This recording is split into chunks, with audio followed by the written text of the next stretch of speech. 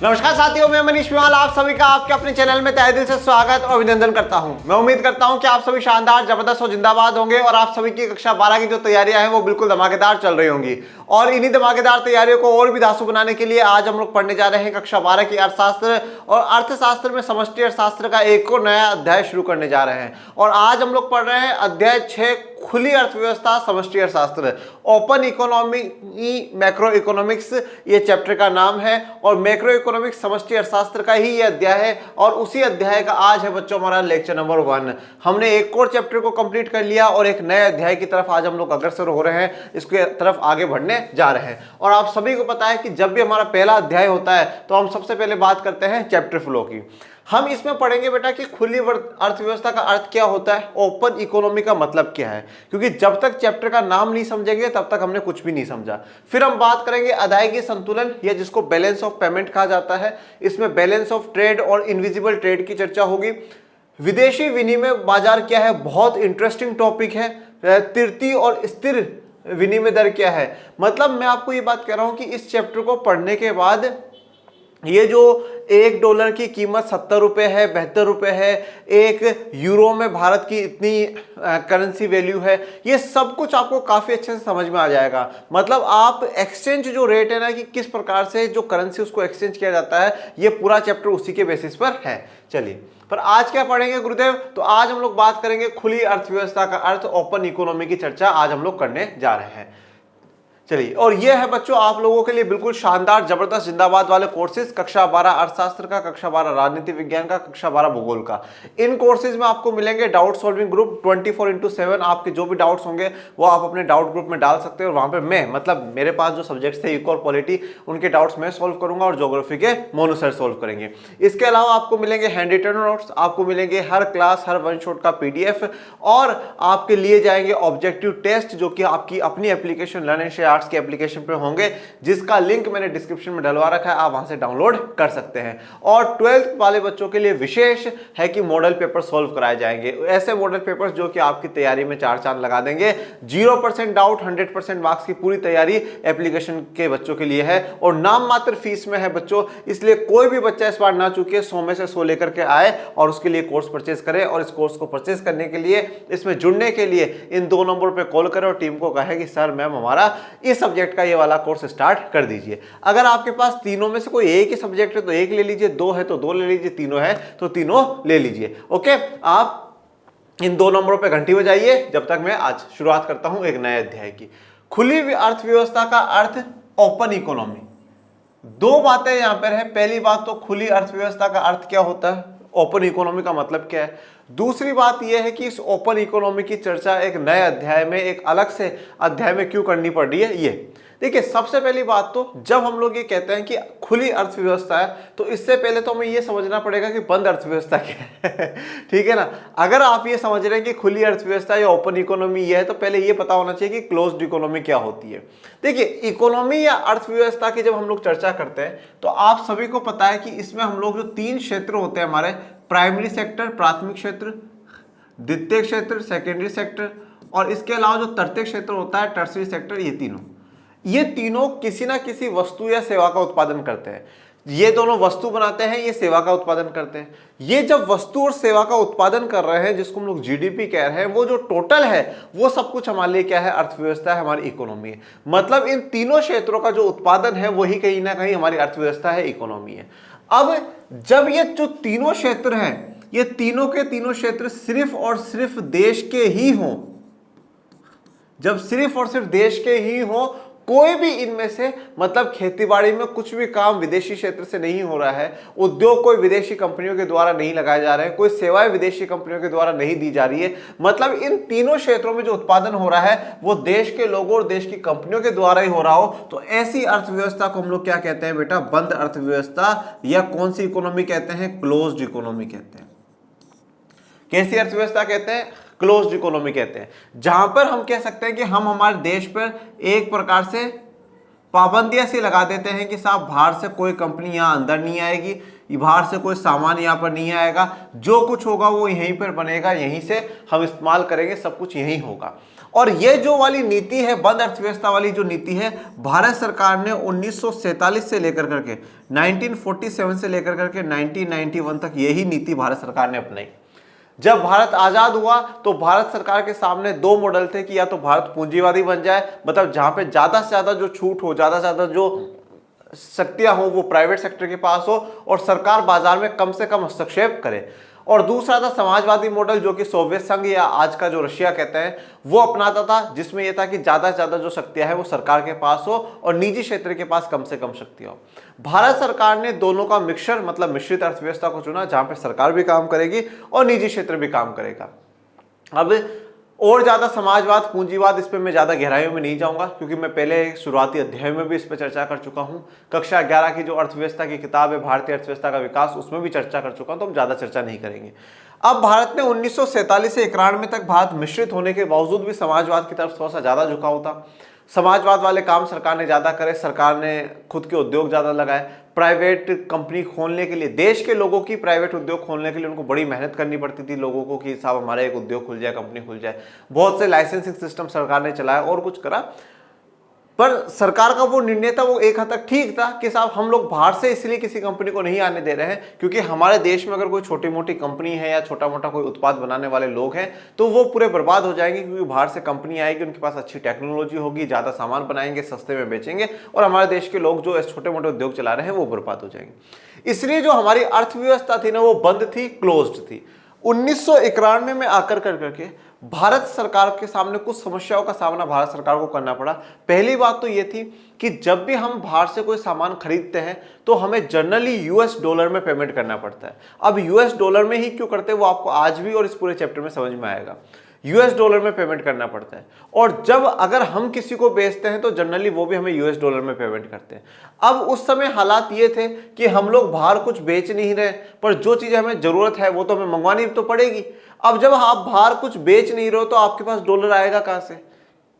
बाहर से अगर कोई कंपनी यहां पर आती तो अब यहां पर आती वो फैक्ट्री बनवाती, अब फैक्ट्री बनवाती तो यहां के मजदूरों को तो डॉलर देगी तो समझ में नहीं आएगा।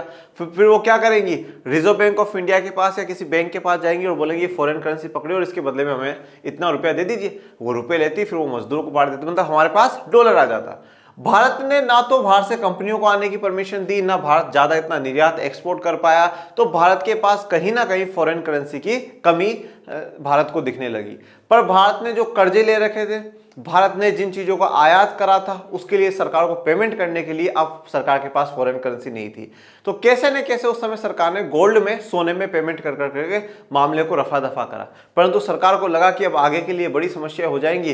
फिर 1991 में आकर करके, जिस समय वित्त मंत्री, फाइनेंस मिनिस्टर माननीय आदरणीय श्री मनमोहन सिंह जी थे, बड़े अर्थशास्त्री के रूप में मनमोहन सिंह जी जाने जाते हैं, एक बेहतरीन प्रधानमंत्री, बेहतरीन आरबीआई के गवर्नर, बेहतरीन वित्त मंत्री और एक गजब के अर्थशास्त्री के तौर पे डॉक्टर मनमोहन सिंह जी रहे।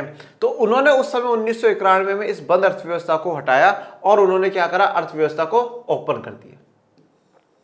अर्थव्यवस्था को ओपन करने का मतलब यह था कि अब बाहर से कोई भी कंपनी यहां पर आ सकती है, अपना निवेश कर सकती है, फैक्ट्री लगा सकती है। कोई भी का मतलब ये नहीं है कि हाँ सरकार का बिल्कुल भी कंट्रोल नहीं, सरकार बिल्कुल देखेगी कि वो किस चीज का उत्पाद कर रहे हैं, क्या कर रहे हैं, इस प्रकार से। पर अब परमिशन दे दी गई थी कि हाँ साहब बाहर की कंपनियां यहाँ के लिए अपनी परमिशन लगा सकती है कि साहब हम इंडिया में कर सकते हैं क्या प्रोडक्शन। इसके अलावा इंडिया भी अपने गुड्स और सर्विसेज बाहर बेचेगा और बाहर से भी इंडिया खरीदेगा। ठीक है, अब जब बाहर से कंपनी आ रही है वो यहाँ पर बना रही है, उसके बहुत सारे फायदे हैं, लोगों को रोजगार मिलेगा, प्रोडक्ट पर मेड इन इंडिया लिखा जाएगा, इंडिया की जीडीपी बढ़ेगी, बहुत से फायदे थे। तो इंडिया ने क्या करा? अपनी अर्थव्यवस्था को खोल दिया। अब अर्थव्यवस्था, हमारी इकोनॉमी ओपन हो चुकी थी। ओपन का मतलब था अब सबके लिए द्वार खुल चुके हैं। और ये जो पॉलिसी अपनाई गई थी सरकार के द्वारा, इस पॉलिसी को हम लोग नाम देते हैं एलपीजी की पॉलिसी। एलपीजी का मतलब था, एल मतलब लिबरलाइजेशन। लिबरलाइजेशन का मतलब क्या था? सरकार ने अभी तक जो पाबंदियां लगा रखी थी, रोक टोक लगा रखी थी कि ये नहीं होगा, वो नहीं होगा, उन पाबंदियों को सरकार ने हटा दिया है। तो वो लिबरलाइजेशन है। अब सरकार कठोर नहीं है, सरकार उदार हो चुकी है। आ जाओ बना लो, तुम भी बना लो, सब आ जाओ, तुम भी बना लो ऐसा। प्राइवेटाइजेशन का ये था कि जहां पहले सरकार यहाँ पे एक प्राइवेट कंपनी, देश के लोगों को प्राइवेट कंपनी खोलने में बड़ी मुश्किलों का सामना करना पड़ा था, ये वाला लाइसेंस बनवाना पड़ेगा, ये डॉक्यूमेंट लाओ, वो डॉक्यूमेंट लाओ, सरकार ने उसको आसान कर दिया। बोले कुछ चीजों में कुछ चीज़ों का अगर आपको प्रोडक्शन करना है तो आपको सरकार से परमिशन लेनी पड़ेगी, नहीं तो बाकी आप अपना प्रोडक्शन करो, कोई परमिशन की कोई लाइसेंस की आवश्यकता नहीं। तो थोड़ा आसान कर दिया, वो प्राइवेटाइजेशन था।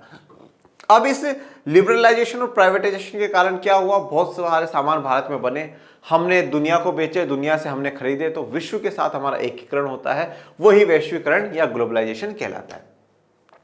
तो हम यहाँ पर अब हमारी इकोनॉमी को खोल चुके थे, ओपन इकोनॉमी हमारी हो चुकी थी। तो इसलिए भी हमें हमारे देश के संदर्भ में ओपन इकोनॉमी की चर्चा करना बड़ा आवश्यक था, इसलिए एक नया चैप्टर, नया अध्याय यहाँ पे जोड़ा जाता है। इसके अलावा एक बात और कि अभी तक जो हम लोगों ने डिस्कस करा पूरी किताब में, ठीक है, अभी तक हम लोग जो भी चैप्टर 1 में, 3 में, 4 में, 5 में पढ़ते हैं, स्पेशली 4 में जहां पर आय और रोजगार का निर्धारण अपन लोगों ने पढ़ा है, वहां पर हम लोगों ने सिर्फ और सिर्फ क्लोज्ड इकोनॉमी की चर्चा करी है, जहां पर AD = C+I, सिर्फ हमने इसी की चर्चा करी है। हमने इसमें गवर्नमेंट को भी जोड़ा, बीच बीच में गवर्नमेंट पे भी इतना फोकस नहीं करा, C+I पे ज्यादा फोकस था। पर यहाँ पर हमने X - M that is the net export, इसकी तो चर्चा ही नहीं करी। मतलब ये था कि ना तो हम एक्सपोर्ट कर रहे हैं, ना हम इंपोर्ट कर रहे हैं, ना तो हम मंगवा रहे हैं, ना हम बाहर बेच रहे हैं।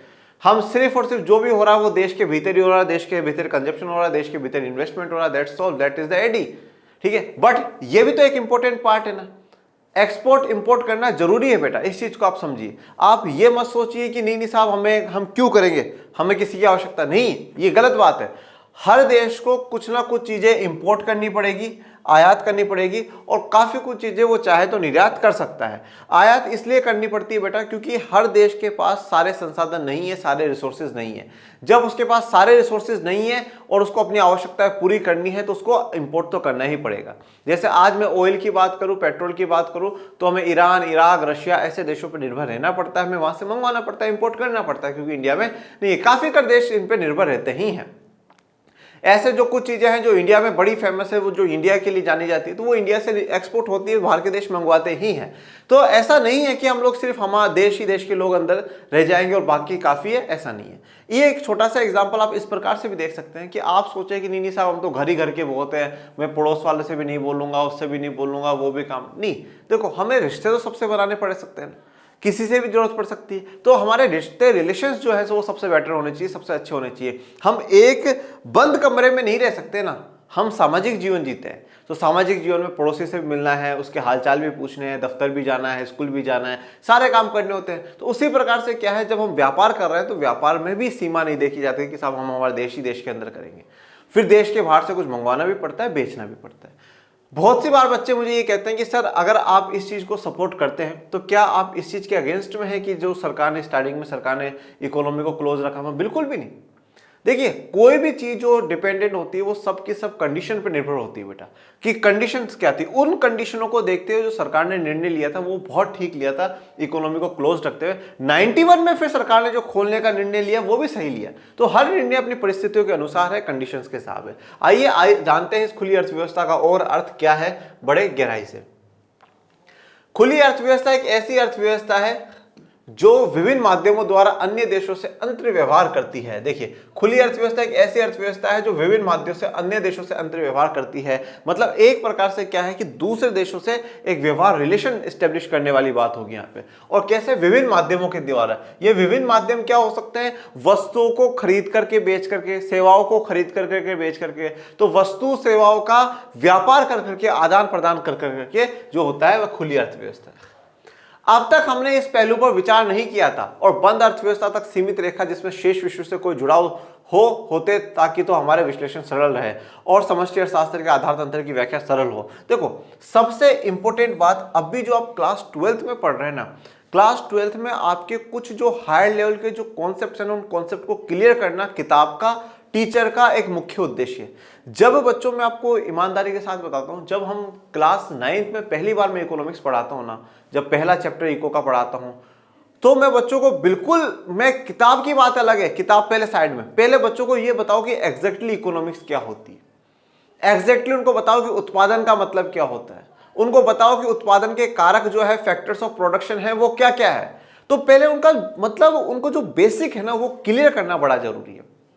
फिर वो उन बेसिक्स को क्लियर कर लेते हैं, वो 10th में कैरी ऑन करते हैं।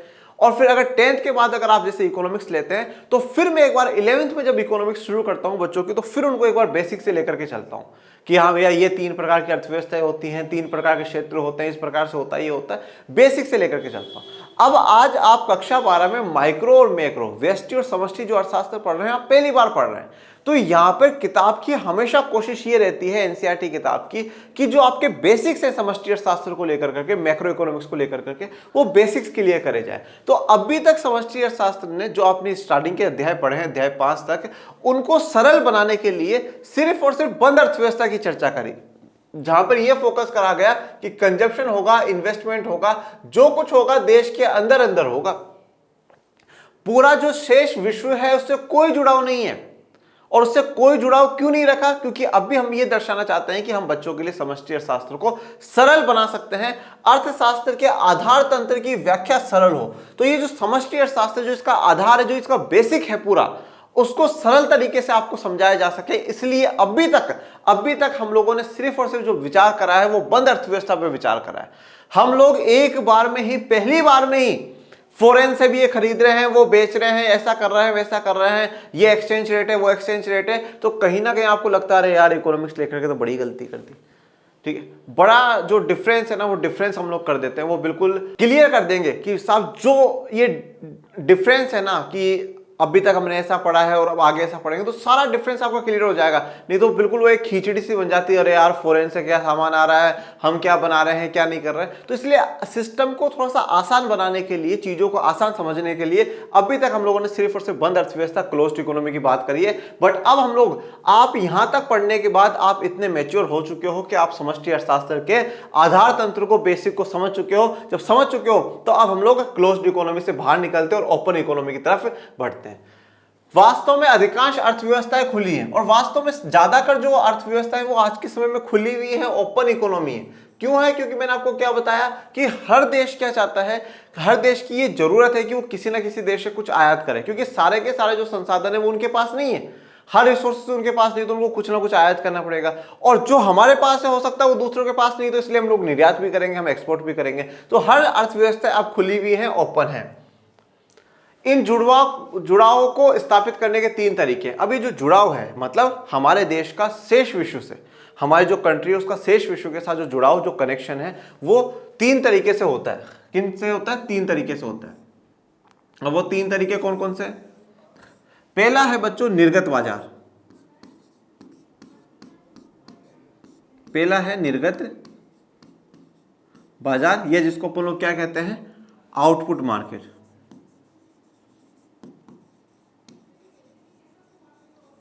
निर्गत बाजार या आउटपुट मार्केट। दूसरा जो है बच्चों वो है वित्तीय बाजार।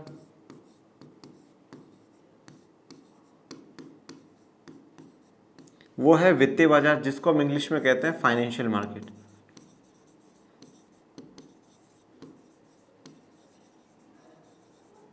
Financial market. तीसरा है बच्चों श्रम बाजार।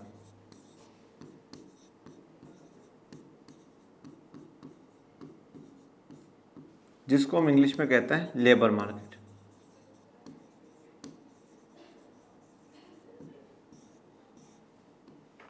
देखिए, अब 3 तरीके हैं। इन 3 तरीकों से मतलब हमारे देश का शेष विश्व के साथ कनेक्शन बन सकता है। कौन कौन सा है? सबसे पहले है निर्गत बाजार, आउटपुट मार्केट। इस आउटपुट मार्केट में आउटपुट, निर्गत का मतलब आपको पता ही है कि हम कोई वस्तु या सेवा कुछ बना रहे हैं, तो उस वस्तु और सेवा का व्यापार कर करके, वस्तु एवं सेवा का व्यापार कर लेते हैं हम लोग। ठीक है, वस्तु बेच दी, वस्तु खरीद ली, हमारी सेवाएं वहां पर यूज हो रही है, उनकी सेवाएं यहां पर यूज हो रही है। इस प्रकार से वस्तु और सेवा, ये निर्गत बाजार है, ये आउटपुट मार्केट के द्वारा कनेक्शन हो जाता है। दूसरा है वित्तीय बाजार। वित्तीय का अर्थ आपको पता है फाइनेंशियल, पैसे टक्कों के द्वारा। तो अब पैसे टक्कों के द्वारा क्या होता है कि कंपनियां निवेश करती है, जैसे कि एफडीआई हम लोग कह देते हैं, फॉरेन डायरेक्ट इन्वेस्टमेंट। ठीक है, प्रत्यक्ष विदेशी निवेश।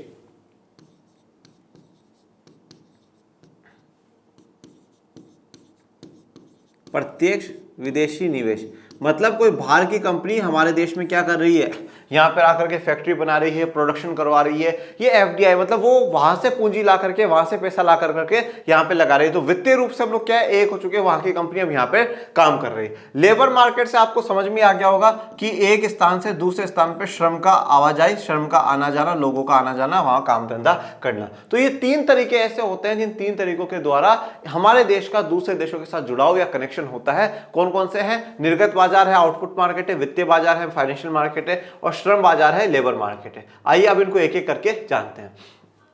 सबसे पहले है निर्गत बाजार। एक अर्थव्यवस्था अन्य देशों से वस्तुओं और सेवाओं में व्यापार कर सकती है। तो जो एक अर्थव्यवस्था, एक इकोनॉमी होती है, वो अन्य देशों से वस्तुओं और सेवाओं में व्यापार कर सकती है। मतलब वो गुड्स और सर्विसेज में व्यापार कर सकती है, आदान प्रदान कर सकती है। मतलब गुड्स खरीद देगी, बेच देगी, सेवाएं ले लेंगी, सेवाएं दे देंगी। तो इस प्रकार से गुड्स और सर्विसेज का जो एक्सचेंज होता है वो क्या आ जाता है? निर्गत बाजार में, आउटपुट मार्केट में आ जाता है।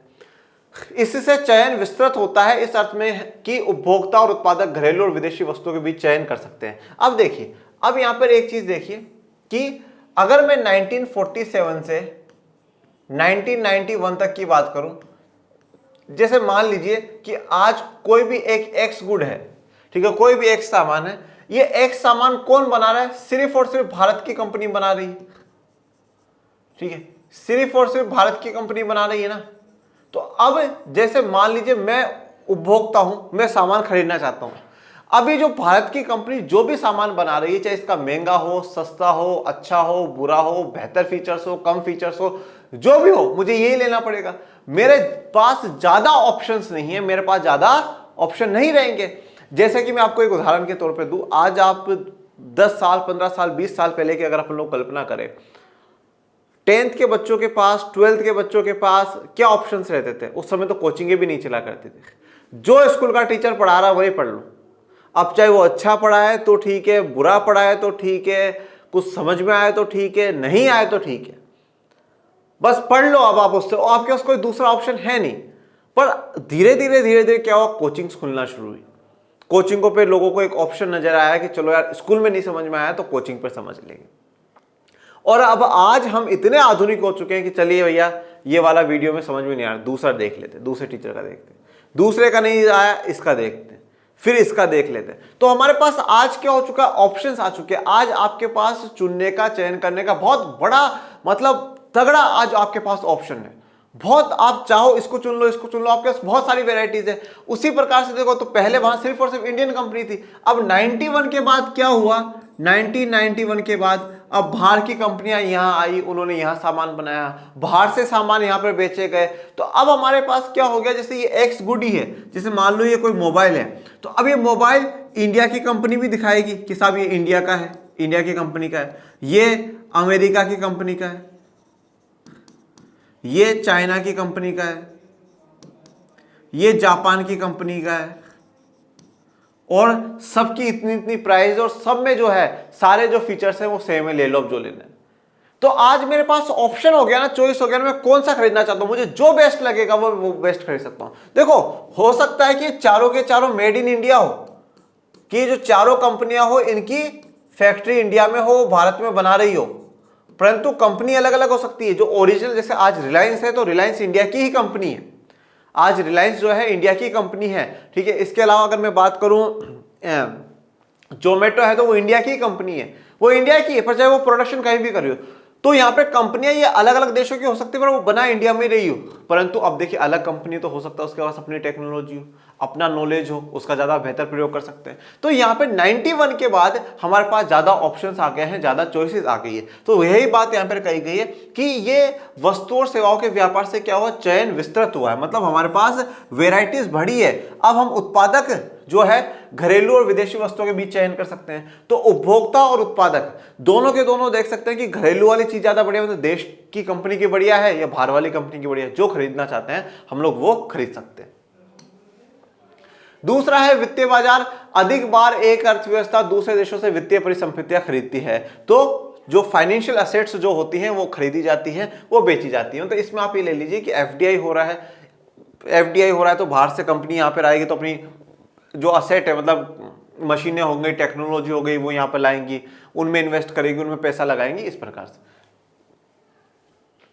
इससे विनियोजकों को घरेलू तथा विदेशी परिसंपत्तियों से चयन की अवसर मिलता है। जो विनियोजक होते हैं, जो इन्वेस्टर होते हैं, तो उनको ये ऑप्शन मिलता है कि वो घरेलू परिसंपत्तियों में या विदेशी परिसंपत्तियों में किस में निवेश करें, किस में पैसा लगाए। ठीक है, मतलब यहाँ पे एक उदाहरण आप ये भी ले सकते हैं, जैसे मान लीजिए आज एक कंपनी है, अब उसमें वो कोई मशीन खरीदनी है, तो हो सकता है कि यार वो कोई विदेश से जो है वहां की वो वाली मशीन बहुत अच्छी है, उस पर पैसा लगा सकती है, वो खरीद लेते हैं, या कोई देश में जो मशीन बन रही है वो वाली खरीद ले। इस प्रकार से वित्तीय बाजार आ जाता है।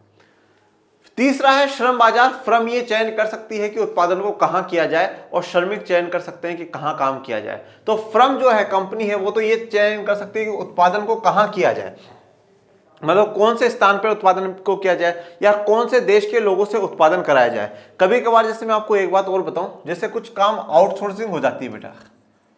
आउटसोर्सिंग का मतलब क्या होता है कि वो काम हमारी कंपनी ना कर करके हम क्या करें, किसी दूसरी कंपनी को सौंप दें।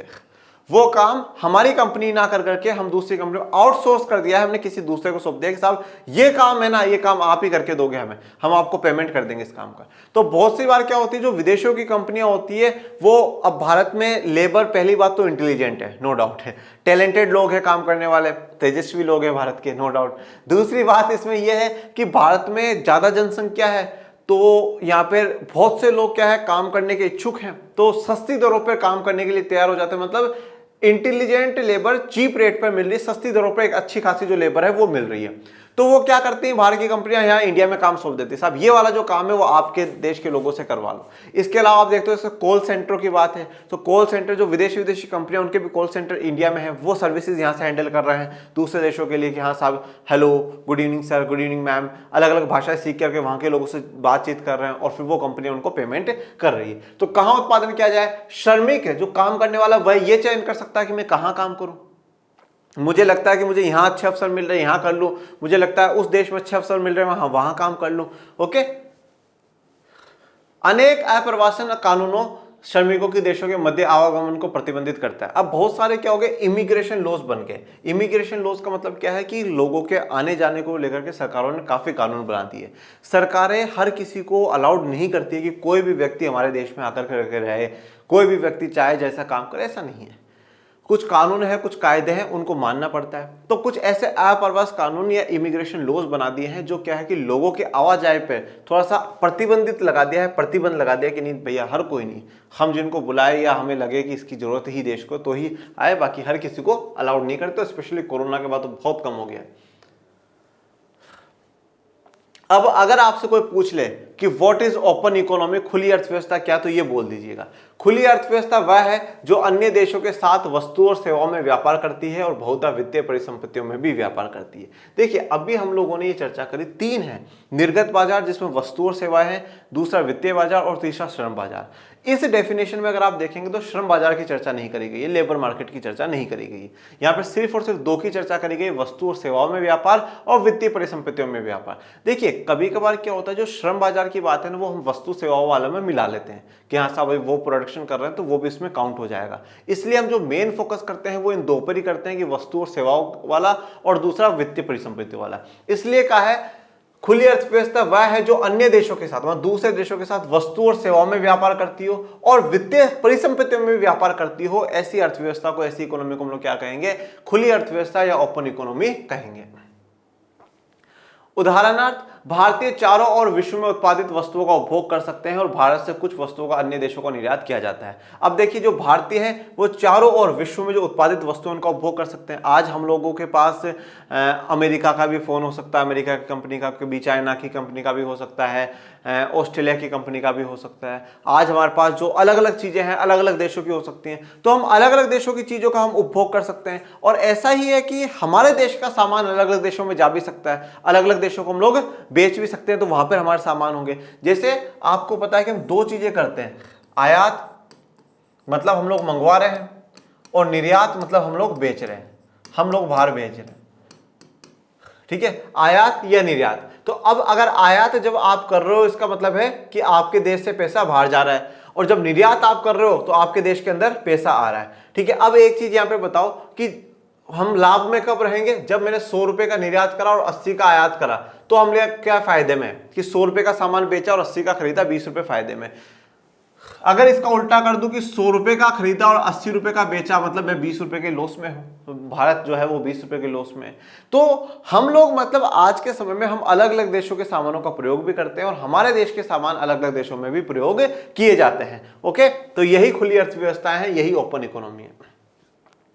इस प्रकार विदेशी व्यापार भारत की समस्त मांग को दो प्रकार से प्रभावित करता है। तो इस प्रकार जो विदेशी व्यापार है, मतलब हम विदेशी देशों के साथ वस्तुओं सेवाओं में वित्तीय परिसंपत्तियों में जो व्यापार कर रहे हैं, वो भारत की जो समस्त मांग है, जो समग्र मांग है, एडी है, उसको दो तरीके से प्रभावित करता है। कैसे?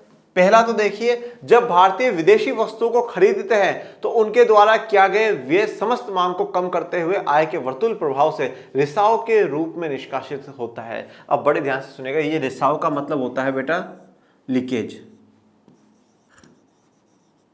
दो वर्ड्स यहां पर आएंगे, लीकेज और इंजेक्शन। क्या है? लीकेज और इंजेक्शन। लीक का मतलब आप समझते हैं ना, जैसे मैं कहूं कि भैया पाइपलाइन लीक हो गई, मतलब वो कहीं से टूट गई, वहां से पानी निकलना शुरू हो जाता है, लीकेज अपन मान लेते हैं। देखिए तो क्या बोला है, जब भारतीय विदेशी वस्तुओं को खरीदते हैं, देखो जब हम लोगों ने विदेशी वस्तुओं को खरीदा, इसका मतलब क्या है, अपन लोगों ने आयात करा। विदेशी वस्तुओं को खरीदा है मतलब पैसा हमारे यहां से गया, यहां से पैसा क्या हो गया, कम हो गया। कम हो गया इसका मतलब क्या होगा, कहीं ना कहीं वो हमारी एडी को कम करेगा, वो हमारी एडी को कम कर रहा है। इस बात को ध्यान से समझिएगा, जब हम कोई विदेशों से हम मंगवा रहे हैं, कोई सामान हमारे पास आ रहा है, मतलब हमारा यहां से पैसा वहां जा रहा है, वहां की अर्थव्यवस्था को तो फायदा हो रहा है, पर हमें क्या हो रहा है, नुकसान हो रहा है, क्योंकि हम बाहर से कोई सामान मंगवा रहे हैं। अब बाहर से जब हम लोग कोई सामान मंगवा रहे हैं, मतलब हमारे पास से पैसा चला गया, पैसा कम हो गया, पैसा कम हो गया मतलब हमारी डिमांड तो कम होगी ना, सीधा सा फंडा ही है। तो यही बात की गई है कि भारतीय विदेशी वस्तुओं को खरीदते हैं तो उनके द्वारा किया गया व्यय, जो वो खर्चा करते हैं, समस्त मांग मतलब जो एग्रीगेट डिमांड है उसको कम करते हुए उसको कम कर देगा और रिसाव के रूप में निष्कासित होता है, और रिसाव मतलब लीकेज के रूप में वो बाहर निकल जाता है। दूसरा, विदेशों को जब हम निर्यात करते हैं, अब हम विदेशों को बेच रहे हैं, जब हमारे पास क्या आएगा, पैसा आएगा, वह घरेलू उत्पादित वस्तुओं की समस्त मांग में वृद्धि करते हुए वर्तुल प्रभाव में अंतः क्षेपण के रूप में प्रवेश करता है, या जिसको हम लोग इंग्लिश में क्या कहते हैं, इंजेक्शन कहते हैं। अब देखिए, कभी कभार इंग्लिश के वर्ड इजी होते हैं, कभी कभार हिंदी के इजी होते हैं। जैसे अब यहाँ पे लीकेज और इंजेक्शन थोड़ा आसानी से समझ में आ सकता है। अब आज इंजेक्शन, जैसे आप देखते हैं अपन इंजेक्शन लगवाने जाते हैं तो वो दवाई हमारे शरीर में इंजेक्ट हो रही है, अंदर जा रही है वो दवाई हमारे शरीर में, है ना। तो इसी प्रकार से अब हमारे पास पैसा हमारी इकोनॉमी में इंजेक्ट हो रहा है। जब ज्यादा पैसा हमारी अर्थव्यवस्था में आ रहा है, इसका मतलब क्या हो रहा है भैया, एडी हमारी बढ़ रही है, एग्रीगेट डिमांड हमारी बढ़ रही है। तो जब हम लोग निर्यात करते हैं तो हमारे पास पैसा आएगा, और पैसा जब आएगा तो वो हमारे इंजेक्ट होगा हमारी इकोनॉमी में, तो उससे एडी इंक्रीज होगी। तो हमारी समग्र मांग को किस प्रकार से प्रभावित कर रहा है, जब हम लोग बाहर से खरीद रहे हैं तो एडी को कम कर रहा है, और जब हम बाहर बेच रहे हैं तो हम एडी को बढ़ा रहा है। जब राष्ट्रीय सीमाओं के बीच वस्तुओं का आवागमन होता है तो सौदों के लिए द्रव्य का उपयोग किया जाता है। देखिए, अब जब राष्ट्रीय सीमाओं के बीच में जब व्यापार होता है, आज हम अमेरिका से कुछ खरीद रहे हैं, अमेरिका हमसे कुछ खरीद रहा है, आज हम चाइना से कुछ खरीद रहे हैं, चाइना हमसे कुछ खरीद रहा है, अगर कोई भी विदेशी व्यापार होता है तो उसमें द्रव्य का मतलब मनी का उपयोग करा जाएगा, मनी का ही उपयोग होगा ना। अब पर मनी का उपयोग होगा तो सही, बट अंतरराष्ट्रीय स्तर पर ऐसी कोई एक करेंसी नहीं है जो किसी एक बैंक द्वारा निर्गमित की जाती हो। अब आज मुझे अगर बिहार में कोई सामान खरीदना हो तो मैं रुपया लेकर के चला जाऊंगा, क्योंकि बिहार में भी रिजर्व बैंक ऑफ इंडिया का ही रुपया आ रहा है और एमपी में भी रिजर्व बैंक ऑफ इंडिया का ही रुपया आ रहा है। मुझे तमिलनाडु घूमने जाना है तो मैं रुपया लेकर के चला जाऊंगा, पर अगर मैं वहां से भी कोई सामान खरीदता हूं तो मैं रुपये में हो जाएगा काम। पर अगर आज हम अमेरिका से कोई सामान खरीद रहे हैं तो भैया वहां भी रुपया थोड़ी चलता है।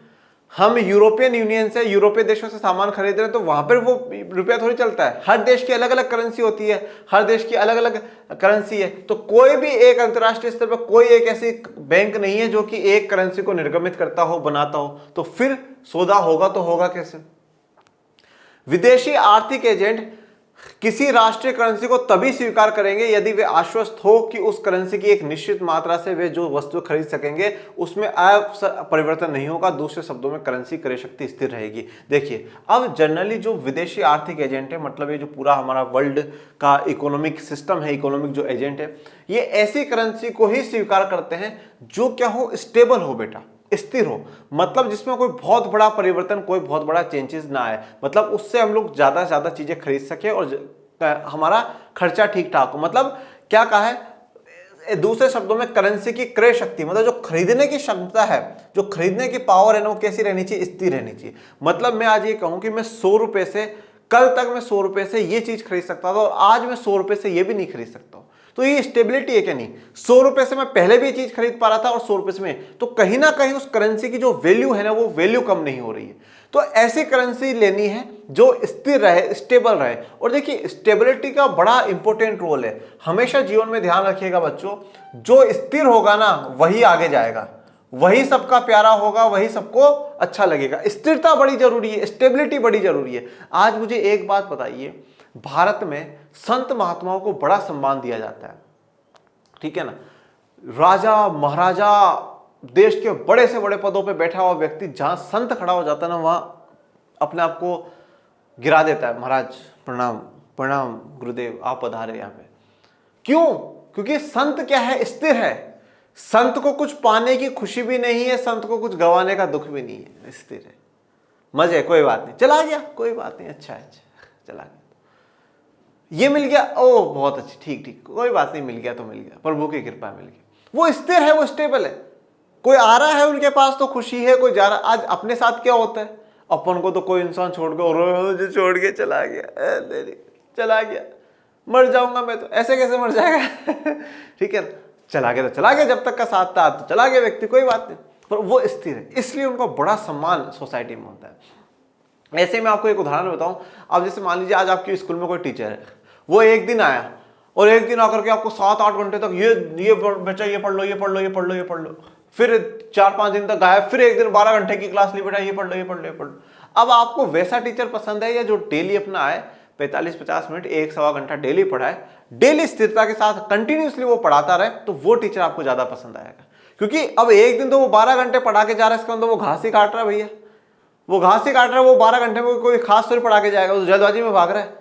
पर वो डेली जो आएगा वो डेली स्थिरता, तो स्थिरता का बड़ा महत्व जीवन में होता है। तो इसी प्रकार से यहाँ पर भी जो करेंसी है ना, ऐसी अपनाई गई है जिसकी क्रय शक्ति, परचेजिंग पावर स्टेबल हो, जिसमें ज्यादा चेंजेस ना हो। इस विश्वास के बगैर किसी करेंसी को अंतर्राष्ट्रीय विनिमय के माध्यम के रूप में उपयोग नहीं किया जाएगा और नहीं लेखा की इकाई के रूप में उपयोग होगा, क्योंकि ऐसा कोई अंतर्राष्ट्रीय प्राधिकरण नहीं है जिसके पास यह शक्ति हो कि वह अंतर्राष्ट्रीय लेन देन में किसी करेंसी के उपयोग को लागू कर सके।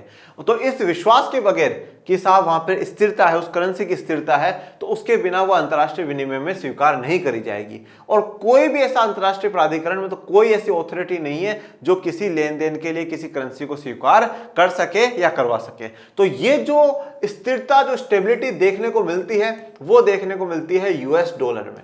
इसलिए जो ज्यादातर पेमेंट्स आप देखते हैं वो यूएस डॉलर में ही देखते हैं, कि यूएस डॉलर में ही लोग खरीदते हैं और यूएस डॉलर में ही बेचते हैं। भूतकाल में देशों की सरकारों के द्वारा संभाव्य उपयोगकर्ताओं का विश्वास पाने के लिए यह घोषणा की गई कि राष्ट्रीय मुद्रा निर्बाध रूप से स्थिर कीमत पर दूसरी परिसंपत्तियों में परिवर्तित होगी, जिसके मूल्य पर जारीकर्ता का कोई नियंत्रण नहीं होगा। तो भूतकाल में, पहले के समय में यह था कि साहब जो मुद्रा है ना, उसको किसी परिसंपत्ति के रूप में, और जनरली ये परिसंपत्ति क्या हुआ करते थे, गोल्ड, सोना, कि भैया सोने के रूप में उसकी एक वैल्यू फिक्स कर दी जाएगी। जैसे 1 रुपया 10 ग्राम सोना, तो मतलब अब अगर हम किसी को पेमेंट कर रहे हैं, मुझे 100 रुपए का पेमेंट करना, मतलब 100 रुपए का मतलब हो गया 1000 जो ग्राम है मैं उसको सोना दे दूं, गोल्ड का कर दूं। तो इस प्रकार से परिसंपत्तियों के रूप में पेमेंट तय किया जाता था। यह दूसरी परिसंपत्ति बहुधा सोना या अन्य कोई राष्ट्रीय मुद्रा हो सकती है। तो या तो कोई सोना हो सकती है या बाकी किसी दूसरी राष्ट्रीय मुद्रा के साथ आपने क्या कर लिया है, उसकी वैल्यू फिक्स कर ली है कि भाई जैसे $1 है तो 10 रुपए हो गया है, तो भैया $1 के लिए मुझे 10 रुपए चुकाने पड़ेंगे, या $1 के लिए जैसे मैं कहूं 1 ग्राम जो सोना है वो मुझे चुकाना पड़ेगा। इस प्रकार से इस वचनबद्धता के 2 पहलू हैं जिसने इसकी विश्वसनीयता को प्रभावित किया है। असीमित मात्रा में निर्बाध रूप में परिवर्तन की क्षमता और कीमत जिस पर परिवर्तन होता है। देखिए अब इसमें जो 2 पहलू है उस पर ध्यान दीजिए। असीमित मात्रा में निर्बाध रूप में परिवर्तन की क्षमता, मतलब असीमित मात्रा में, अनलिमिटेड मात्रा में क्या हो, निर्बाध हो, मतलब फ्रीली वो आए जाए, उसमें परिवर्तन की क्षमता हो, परिवर्तन होना चाहिए, और कीमत जिस पर ये परिवर्तन है। तो हमने यहाँ पे 2 बातें देखी हैं कि एक सोने की बात करी है और एक राष्ट्रीय मुद्राओं की बात करी है। इन्हीं मुद्राओं का निराकरण करने तथा अंतर्राष्ट्रीय लेन देन में स्थिरता लाने के लिए अंतर्राष्ट्रीय मुद्रा प्रणाली इंटरनेशनल मॉनेटरी सिस्टम की स्थापना करेगी। तो ये जो समस्या हमें देखने को मिल रही है, इसी का निराकरण करने के लिए हमने निकाला अंतर्राष्ट्रीय मुद्रा प्रणाली या इंटरनेशनल मॉनेटरी सिस्टम। अब आगे से जो पूरा चैप्टर है वो इंटरनेशनली मॉनेटरी सिस्टम पर ही है। अब भी आपको कुछ ऐसा लग रहा होगा कि यार हम कहाँ पढ़ रहे हैं, क्या पढ़ रहे हैं, समझ में नहीं आ रहा। $1 70 रुपये, $1 1 ग्राम रुपए। आज सिर्फ और सिर्फ ये बेसिक है बेटा। अब भी पूरा का पूरा लेक्चरों के लेक्चर आएंगे अंतर्राष्ट्रीय मुद्रा प्रणाली में। वहां आपको पूरा एक एक एग्जाम्पल के साथ मैं आपको समझाऊंगा कि अंतर्राष्ट्रीय मुद्रा प्रणाली क्या है, पहले सोने के में क्या होता था, ब्रेटन वुड्स से जो समझौता है उसमें क्या बात कही गई सोने को लेकर करके, सोने को क्यों हटाया गया, क्यों गोल्ड का यूज कम हो गया, क्या हो गया, ये सारी चर्चा अपन करेंगे। पर अभी सिर्फ और सिर्फ आज जो मेन मुख्य उद्देश्य था मेरा खुली अर्थव्यवस्था ओपन इकोनॉमी को समझाने का था। लेन देनों के मात्रा में वृद्धि के साथ स्वर्ण वह परिसंपत्ति नहीं रहा जिसमें राष्ट्रीय करेंसी को परिवर्तित किया जा सके। अब जो लेन देन हुए ना, जब मात्रा की वृद्धि हुई, बढ़ने लगा, तो उसमें स्वर्ण मतलब जो गोल्ड है ना वो परिसंपत्ति नहीं रहा जिससे कि सामानों को एक्सचेंज किया जाए। गोल्ड में एक बड़ी समस्या ये भी आती थी कि भैया इतना गोल्ड दूसरे देश में भेजना बड़ी समस्या है। ठीक है, कैसे वो हम कर सकते हैं। दूसरी बात ये है कि अगर किसी देश के पास गोल्ड नहीं है तो मतलब क्या वो व्यापार ही ना कर पाएगा क्या? अगर मैं हमारे देश में किसी चीज की आवश्यकता और हमारे पास गोल्ड नहीं तो क्या हम वो सामान ना खरीदें, हमारे देश के लोग उस सामान के बिना वंचित रह जाएं? तो ऐसा तो नहीं होना चाहिए। तो कुछ फेलियर थे गोल्डन सिस्टम के। यद्यपि कुछ राष्ट्रीय करेंसियों की अंतर्राष्ट्रीय मान्यता है, दो देशों के बीच लेन देन में वह करेंसी महत्वपूर्ण होती है जिसमें व्यापार किया जाता है। कुछ जो राष्ट्रीय करेंसी है उनको अंतर्राष्ट्रीय मान्यता है, उनको इंटरनेशनल रिकॉग्निशन मिल रखा है। जो दो देशों के बीच लेन देन में यूज होती है वह करेंसी महत्वपूर्ण होती है जिसमें व्यापार किया जाता है। उदाहरण के लिए यदि कोई भारतीय अमेरिका में निर्मित वस्तु खरीदना चाहता है तो लेन देन को पूरा करने के लिए उसे डॉलरों की आवश्यकता होगी। अब अगर कोई भारतीय अमेरिका में कोई बनी हुई वस्तु को खरीदना चाहता तो उसको डॉलर में पेमेंट करना पड़ेगा। यदि वस्तु की कीमत $10 है तो उसे ये जानना जरूरी होगा कि भारतीय रुपयों में इसकी लागत क्या होगी। तो देखो अब अगर वहां पर क्या जा रहा है कि $10 की है तो $10 का होने का मतलब यही कि नहीं यहाँ ₹10 नहीं, आज के समय में लगभग शायद $1 80 रुपए के आसपास है बेटा। मैं आज की बात बता रहा हूं।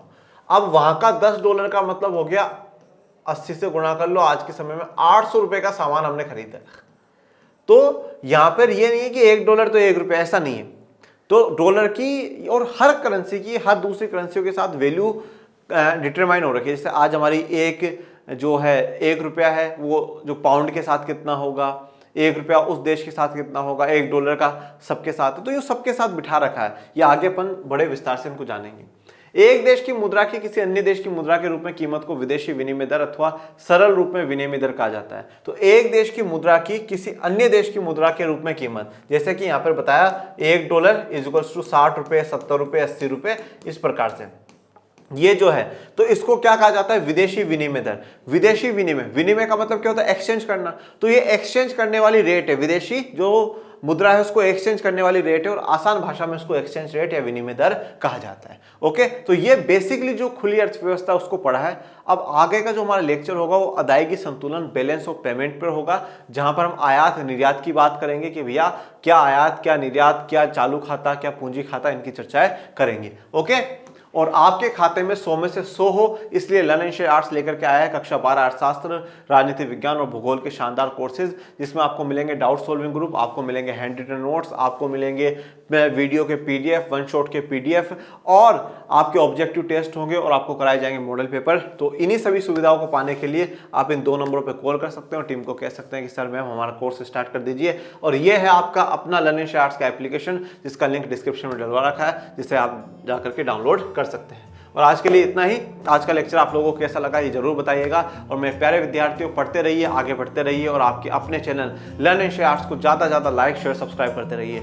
और डिस्क्रिप्शन में टेलीग्राम चैनल का भी लिंक दे रखा है, प्लीज़ उसको भी ज्वाइन कर लीजिएगा, जिससे आपको सभी नवीन जानकारी मिलती रहे। और मैं मिलूंगा नेक्स्ट लेक्चर में, तब तक के लिए थैंक यू सो मच। जय हिंद, जय भारत।